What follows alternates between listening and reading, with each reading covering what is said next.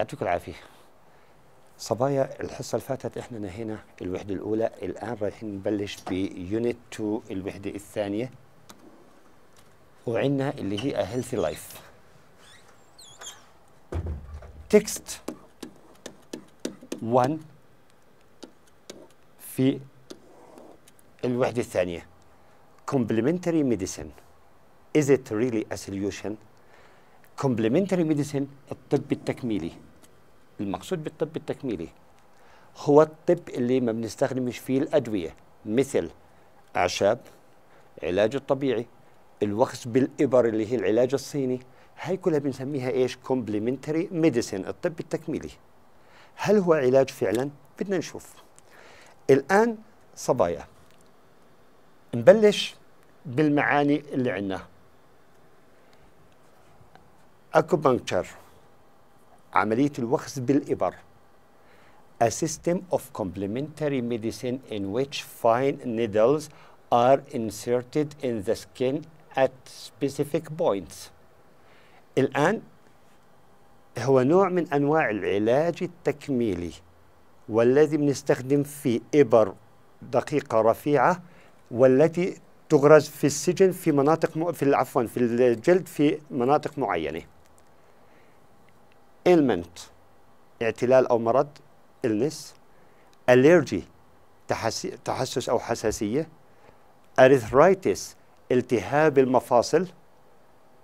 herbal remedy، تداوي بالأعشاب. homeopathy، معالجة بالأعشاب. immunization، تلقيح أو المطاعيم. ملاريا، مرض الملاريا.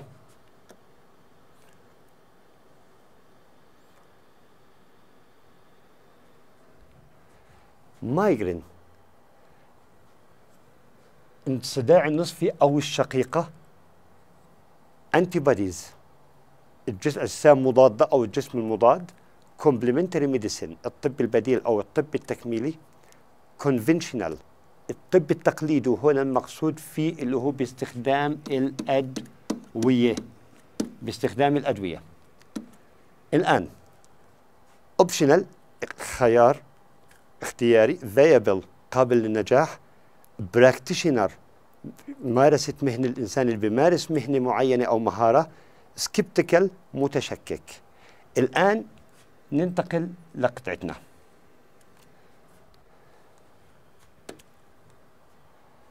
Complementary medicine is it really a solution؟ الطب التكميلي هل هو فعلا علاج؟ Most doctors used to be skeptical، متشككين بمعنى not convinced، غير مقتنعين about the validity، حول فعالية. 1 homeopathy. 2 acupuncture، الوخز بالإبر والتداوي بالأعشاب. and another forms of complementary medicine. لاحظوا حكالي كلمة forms، أشكال. معناته الهوميوباثي والأكيوبنشر تعتبر هي عبارة عن إيش؟ forms، أشكال لإيش؟ أشكال للcomplementary medicine. يعني لو حكالي في الامتحان mention 2 forms of complementary medicine بنعطيه اللي موجودات عندنا. If patients wanted to receive، إذا المرضى أرادوا الحصول this kind of non-conventional treatment. لاحظوا non-conventional اللي هو العلاج غير التقليدي اللي مقصود فيه التكميلي. they اللي هم بترجع على مين؟ على البيشنت. they used to have to consult، اعتادوا على استشارة private practitioners، ممارسين خاصين. هو للبرايفت practitioner was likely not to have a medical degree، الذين من المحتمل إنه ما كانش معهم شهادة طبية. الآن في القديم في زمان كان الواحد لما بده يتعالج يروح على شغلة عندنا اسمها العطار طبعا هذا عبارة عن ببيع مواد العطارة والشغلات زي هيك. الآن هل هذا كان معه شهادة؟ طبعا لا، ما كان معه شهادة، يعطي بناء على خبرة عنده، فكانوا يتعاملوا بطريقة الخبرة وليست بشهادة علمية. in recent years في السنوات الأخيرة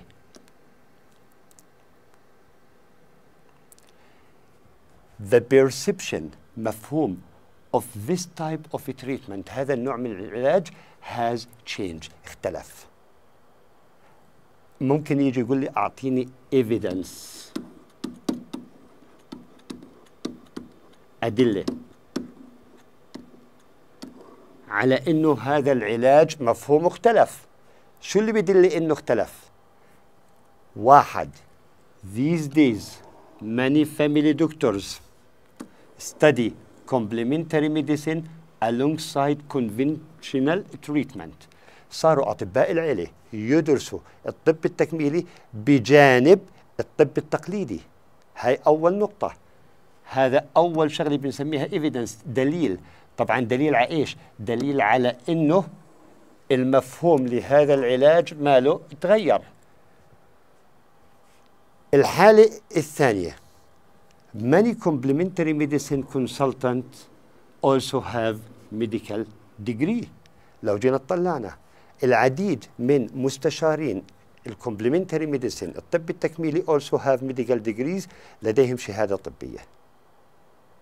الآن هاي نقطة واحد وهي النقطة الثانية، هذول طبعا بنسميهم evidence أدلة على إيش؟ على إنه مفهوم العلاج التكميلي اختلف، يعني صاروا الناس يتعاملوا فيه أكثر، يعني التعامل فيه زاد.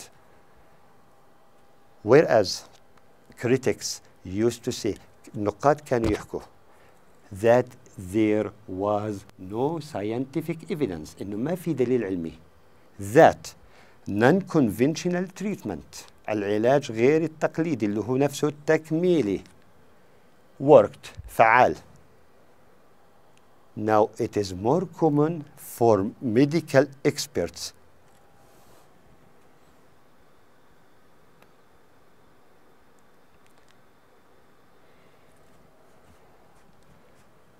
to recognize that conventional medicine may not always be the only way to treat an ailment. الآن أصبح شائع لخبراء الطب it is more common for medical experts خبراء الطب to recognize إنهم يدركوا that conventional medicine إنه العلاج التقليدي may not always be the only way ليست الطريقة الوحيدة لعلاج ailments بمعنى الأمراض. فإذا هنا إحنا بنرجع لنقطة إنه في البداية اللي هو عند النقاد كانوا يحكوا إنه ما في دليل علمي إنه العلاج الطبي التكميلي actual word فعليا فعال.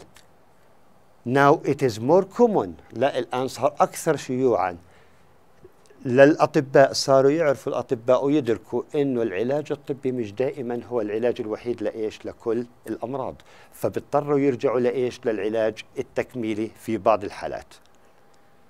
At a surgery in London في عيادة في لندن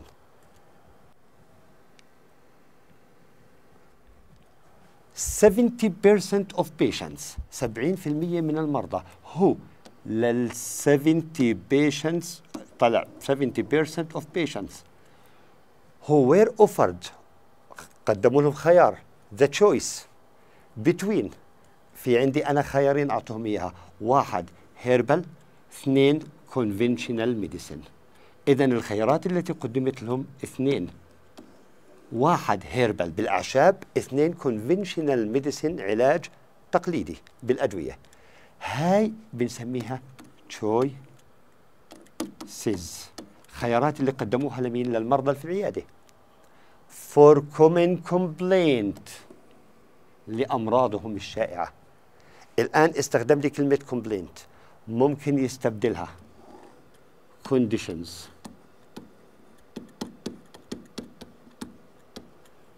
ممكن يستبدلها diseases أمراض.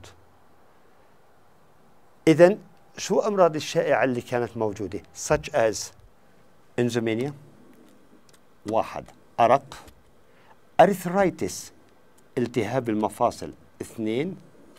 3 مايجرينز اللي هي الشقيقة، هي 3. هي 3 حالات كان يعانوا منها مين اللي موجودين في العيادة. إذا المرضى الموجودين في العيادة كانوا يعانوا من 3 أمراض. المرض الأول إنزومينيا، أرثرايتس، مايجرين. تشوز شو اختاروا؟ ذا هيربال ريميدي، كان خيارهم اللي هو العلاج بالأعشاب. 50% of patients، 50% من المرضى then said that the treatment helped، حكوا إنه العلاج ساعدهم. one doctor said، واحد من الأطباء شو بيحكي؟ للدكتور now consider homeopathy to be a viable option. الآن أنا بعتبر الهوميوباثي اللي هو العلاج بالأعشاب to be a viable option، خيار ناجح for many different conditions، للعديد من الحالات. الآن بده يذكر لي كمان حالات، نشوف شو الحالات اللي بده يذكر لي إياها. معناته الهوميوباثي بالإضافة لمعالجته لهي الأمراض كمان بيعالج عندي إيش؟ حالات ثانية. شو الحالات الثانية اللي بيعالجها؟ anxiety، الأرق أو القلق، depression، اكتئاب، certain allergies، حساسية خاصة، أمراض فيها الأمراض الحساسية الخاصة. هناك وقفنا إحنا عند، لو جينا طلعنا 1 2 3. الآن برجع هون 4، هي 5 وهي 6. معناته هاي كلها تعتبر أمراض بيعالجها إيش؟ اللي هي الهوميوباثي. الآن لو أجى سؤال في الوزارة أعطيني 3 أو 4 من الأمراض اللي بعالجها الهوميوباثي، ممكن أخذ أي 4 منهن. لكن لو أجاني سؤال اللي في العيادة، المرضى اللي كانوا في العيادة شو الأمراض اللي بيعانوا منها، بدي أضطر أرجع لإيش؟ ل3 أمراض اللي عندي هذول. هاي بالنسبة لجزء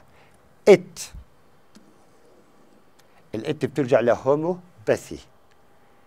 provides another option، فهي تزودنا بخيار آخر.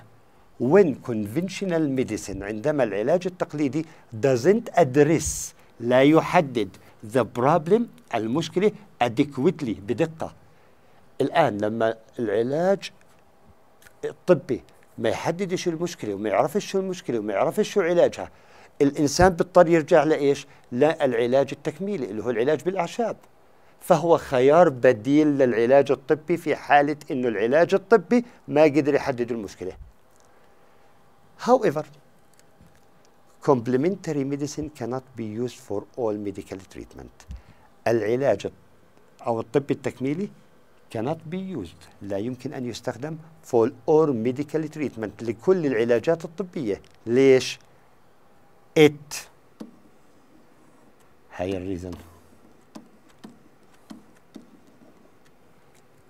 راجع لمين؟ للكومبلمنتري ميديسن.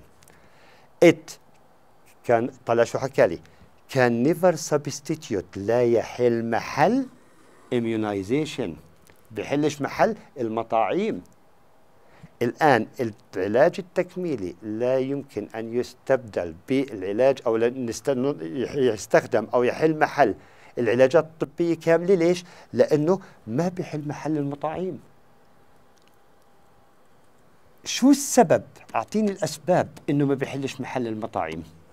reasons، أسباب إنه ما بيحلش محل المطاعيم. وترجع للكومبلمنتري ميديسن. will not produce the antibodies needed، هاي 1. It will not produce the antibodies needed to protect against childhood disease. هو ما بيزودنا، ما بينتج الأجسام المضادة اللي تحمي ضد أمراض الطفولة. معناته الأعشاب والعلاجات التكميلية الثانية أو العلاج التكميلي لا ينتج أجسام مضادة اللي نقدر نستخدمها محل المطاعم. هاي 1. 2، it also cannot be used to protect against malaria، ما بنقدر نستخدمه كحماية من إيش؟ من مرض الملاريا، لأنه مرض الملاريا العلاج التكميلي ما بيعالجه. هاي رقم 2. وبرضه الضمير it بيرجع لكومبلمنتري ميديسن. معناته نرجع للفقرة. الكومبلمنتري ميديسن ما بنقدر نستخدمه بدل العلاج بالأدوية. ليش؟ لأنه ما بنقدر يحل محل ايش؟ المطاعيم. هسا لما ما يحل محل المطاعيم معناته بدي اضطر ارجع لايش؟ للمطاعيم اللي هو العلاج بالادويه. طب ليش ما بيحلش محل المطاعيم؟ واحد، it will not produce antibodies needed to protect against childhood disease، ما بينتج اجسام مضاده تحمينا من امراض الطفوله، هاي واحد. اثنين، it also cannot be used to protect against ملاريا، ما بنقدر نستخدمه عشان يحمينا من ايش؟ من الملاريا. اذا هاي سببين ليش بنقدرش يحل او ما بيحل محل المطاعيم. الان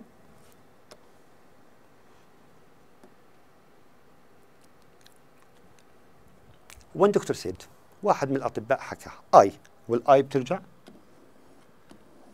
لوين دكتور؟ I will always turn، دائما بعود الى، برجع conventional medical treatment، العلاجات الطبية التقليدية first، في البداية. ليش؟ إذا الدكتور دائما بقول لك أنا برجع للعلاجات الطبية بالأدوية. ليش؟ to ensure، للتأكد that no underlying condition is missed، يعني ما يكون شيء داخلي عند البني آدم إحنا مش عارفينه.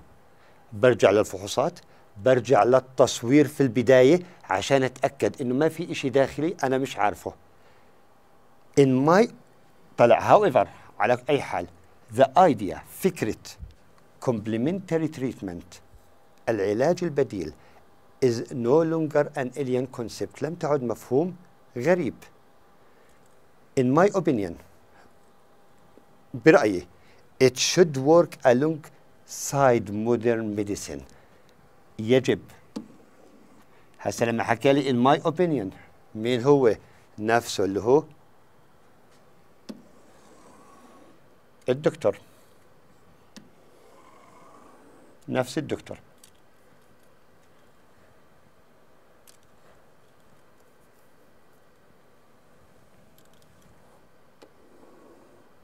الوين دكتور؟ الآن in my opinion it should work alongside، طلع it راجع على مين؟ للcomplementary treatment. it should work alongside modern medicine، يجب أن تعمل جنبا إلى جنب مع الطب الحديث and not against it، وليس ضده. ضد إيش؟ المودرن ميديسن. معناته قطعتنا آخر فقرة، دكتور شو بيحكي؟ إنه دائما أنا برجع للعلاج بالأدوية والعلاج الطبي عشان أتأكد إنه ما في حالات خفية أنا ما بعرفهاش. وفكرة العلاج التكميلي لم تعد هي فكرة غريبة على الناس. برأيي هي يجب أن تعمل جنبا إلى جنب العلاج الحديث والطب الحديث وليست ضده. هاي قطعتنا complementary medicine. طبعا بالنسبة لنا قطعة شوية فيها صعوبة في كلماتها، لكن كقطعة كأفكار سهلة مش صعبة. خلينا نشوف أسئلتها. What medical conditions، أعطاني medical conditions، بده الحالات الطبية، الأمراض may be possible to be treated، والتي تعالج باستخدام الكومبلمنتري ميديسين. الآن الحالات الطبية اللي بنعالجها باستخدام الكومبلمنتري ميديسين، عددنا كم مرض عندنا؟ عددنا 6 أمراض.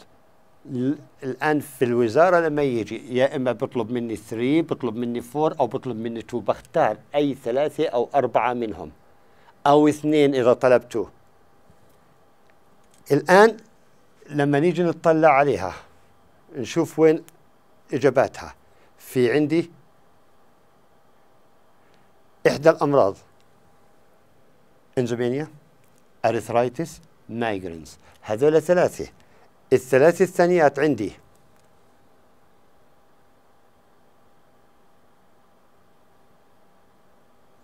اللي هم anxiety،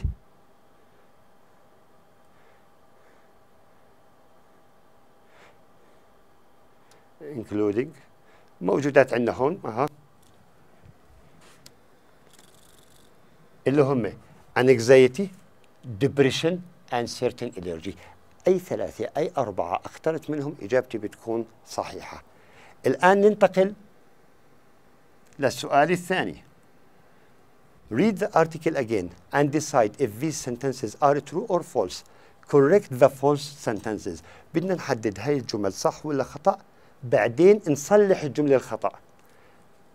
Doctors and patients. الأطباء والمرضى didn't used to be convinced. لم يكونوا مقتنعين that complementary forms إنه أشكال الطب التكميلي of medicine works إنها work تعمل فعالة.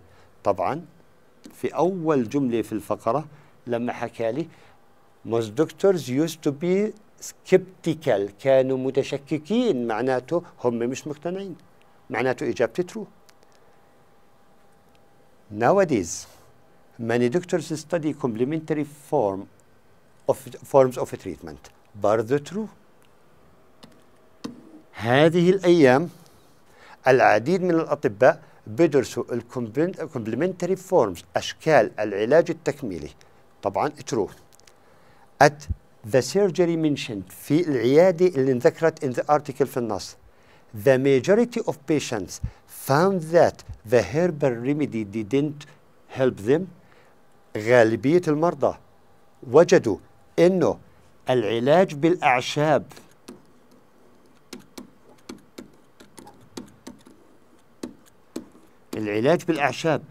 didn't help them ما ساعدهم. طبعا false. ليش؟ لأنه غالبيتهم شو حكوا؟ نرجع نشوف. طلع شو حكى لي. 50% of patients then said that the treatment helped. إنها ساعدت. معناته فكرته كانت إيش؟ كانت خاطئة. الآن السؤال البعدي.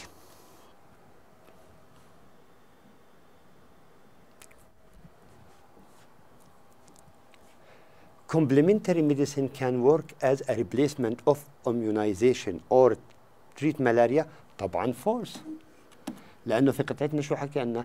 إنه complementary medicine cannot replace can never substitute لا يحل محل immunization المطاعيم.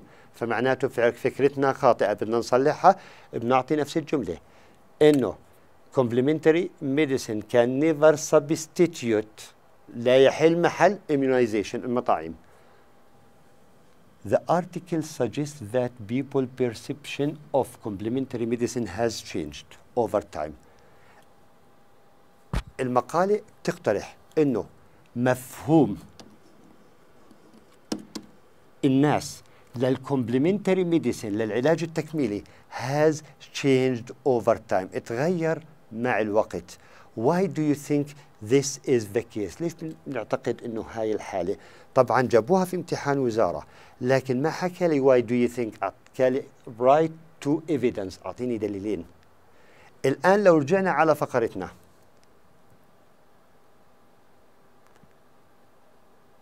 لما حكى لي إنه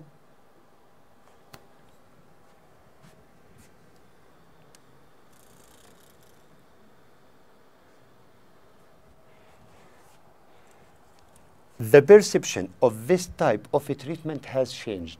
أعطيني الدليلين. These days many family doctors study complementary medicine alongside conventional treatment. اثنين many complementary medicine consultants also have medical degree. هاي بالنسبة لإجابتنا راح تكون بالطريقة التالية. الآن نرجع على أسئلتنا. The article suggests, okay, sorry. What was the feeling of most doctors regarding homeopathy؟ كيف كان شعور معظم الأطباء بخصوص الهوميوباثي؟ طبعا لو جينا لبداية الفقرة لما قال لي most doctors، معظم الدكاترة كانوا ايش؟ skeptical متشككين، فمباشرة بحط له الإجابة skeptical متشككين. Give a word from the text which means the same as illness. أعطيني بنفس معنى كلمة illness. في المعاني موجودة عندنا illness بمعنى ailments اللي هي أمراض. What did people in the surgery in London choose؟ شو اختاروا المرضى اللي كانوا في العيادة when they were offered choice، لما قدم لهم الخيار ما بين الهيربال ولا المودرن ميديسن؟ طبعا الهيربال. why؟ طبعا why هذا إجابة ممكن الإنسان يحطها، الطالب يحطها من عنده. شو أنت رأيك ليش اختاروها؟ ف it could be because it is cheaper لأنها أرخص، because it is natural طبيعية فيش فيها كيماويات. Could the sentence which indicates that most doctors were not convinced about the success of homeopathy؟ أعطيني جملة بتدل إنه الدكاترة معظمهم ما كانوش إيش؟ ما كانوش مقتنعين بالهوميوباثي. الجملة الأولى اللي في الفقرة الأولى اللي هي most doctors were skeptical، كانوا متشككين. بناخذها من نقطة للنقطة. نشوف السؤال اللي بعديها. Why can't complementary medicine replace modern medicine؟ ليش الcomplementary medicine can't replace modern medicine؟ ليش العلاج التكميلي ما بيحل محل العلاج الحديث؟ لأنه ما بيحلش محل الاميونيزيشن.